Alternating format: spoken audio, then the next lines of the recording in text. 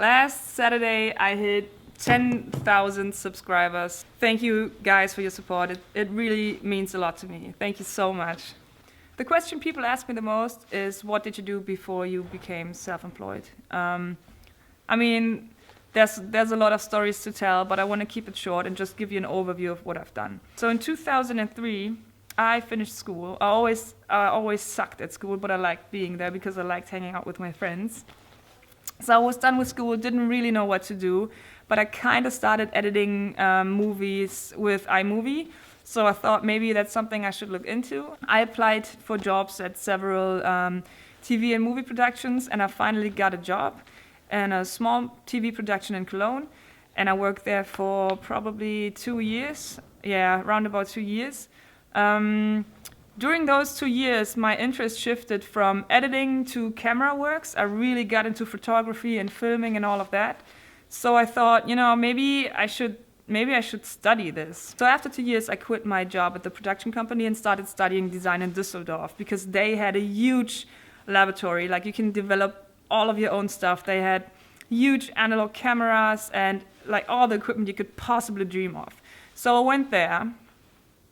And in the second semester, they torn out the whole laboratory. Like, I couldn't work analog anymore. They switched it all to digital, and I hated digital back then. I bought a Canon camera. I think it was EOS 350D or something, like one of the really first digital DSLRs.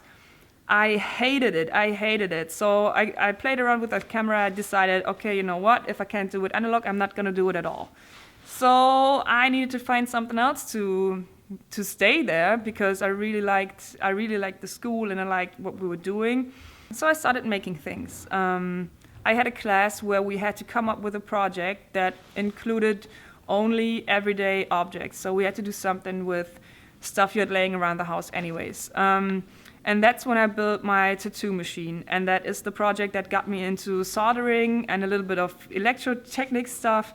I really liked it. Back then I was working in a bar, so I was talking to a lot of people. And one day I met this guy and I talked to him about, building stuff and thinking about getting a workshop. And he said, listen, I have this weird place. It's mostly outside, but if you like, you can rent a spot really cheap and see where it goes from there. So that's what I did. I rented I had a small room with a roof, and then there was a big outside area with workbenches and stuff where we can, just work. So I did that for, I think, 2 months, and I really liked it. And I decided to sell almost everything that I have, except for my records and my record players, and the little tools that I had back then. Sell my car, buy a caravan, and move to that workshop. And that was a great decision. I lived there for, I think, 10 months outside. I mean, Germany is really cold, so I couldn't do it all year. So when it was October, I needed to find something else. And I decided, you know what, I think I would just get my own workshop. So yeah, that's what I did. I found this old warehouse. It was cheap and it was big. And it had everything I thought I needed except for heating, which was fine. Moving to that warehouse was the best decision I ever made, I think. It gave me so much freedom. I had so much room to store stuff, to develop my interests, I started welding, I bought saws.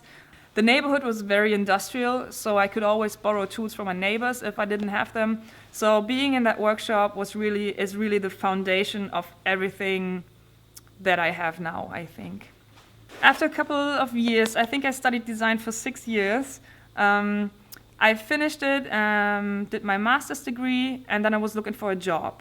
And again, coincidentally, I met a guy who had a flight case company. So he was building flight cases, and he was looking for someone to help out. And I told him, listen, I have no training at all. I'm not a carpenter. I'm not really sure what I'm doing, but I would love to get into working really precise with wood and, those big panel saws and tables. Never worked on a table saw until then.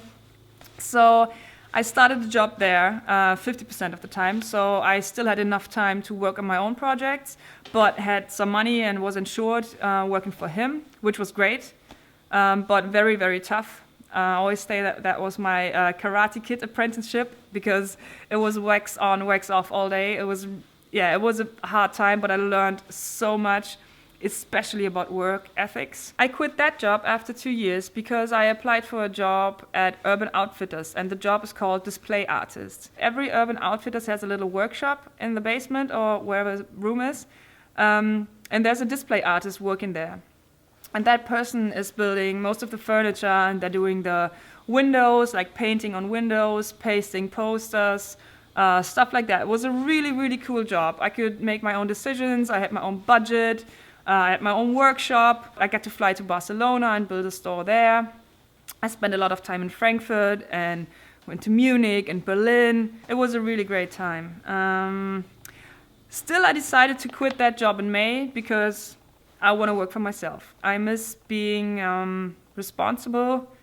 I miss being the person who makes the big decisions, and I miss being able to say no to certain things if you think it's not good for you, if you think it's not good for the progress or for your company or for yourself, you can say no to certain things, and that is really important, I think. So yeah, I just wanted to work for myself, and that's why I quit. That's my story. Oh, Jesus, that was a lot of talking.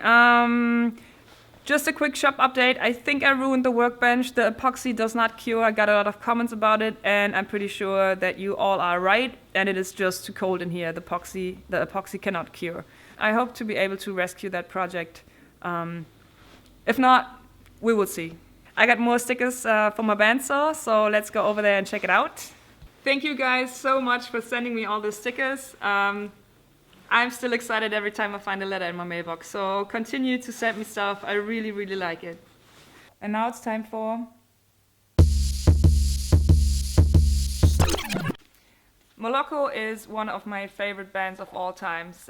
It's more electronic dance music. I think they might be categorized as trip hop, although I'm not too sure if I would call it that.